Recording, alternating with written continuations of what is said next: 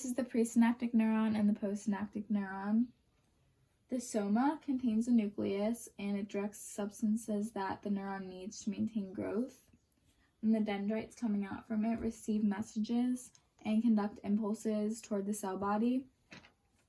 And the dendrite spine are small pieces of the dendrite that receive input from a single axon at the synapse, and they also serve as storage for synaptic strength. And then the axon that runs all along, and that's part of the neuron that carries information away from the cell to other cells.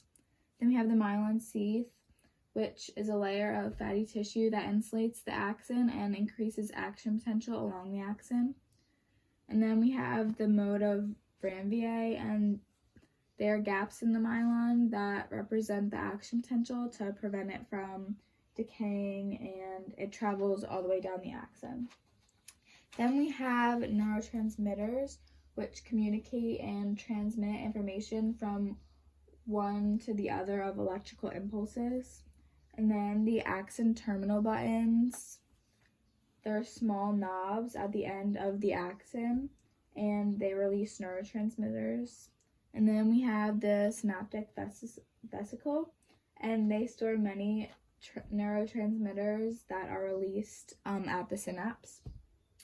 And the synapse is the point of contact between the neurons where information is passed from one neuron to the other.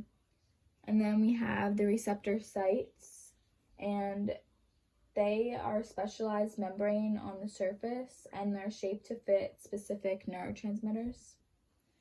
And then for parts of motion, we have the action potential, and that is when the neuron sends information down the axon, and it's a wave of positive electrical charge that travels down the axon. And then that leads to the all or nothing, and that is when the electrical impulse reaches its certain level of intensity, and that being its threshold, and it is able to move all the way down the axon without losing its intensity.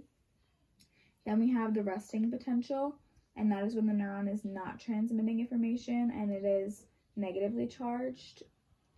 And then depolarization, that is when incoming impulses raise the neuron's voltage and open ion channels, which cause potassium ions to flow out of the neuron and then sodium ions to come in. And this occurs when the nerve cell reverses charges. And then reputake, that is when reabsorption by a neuron of neurotransmitter following the transmission of a nerve impulse, and that happens after a signal is transmitted.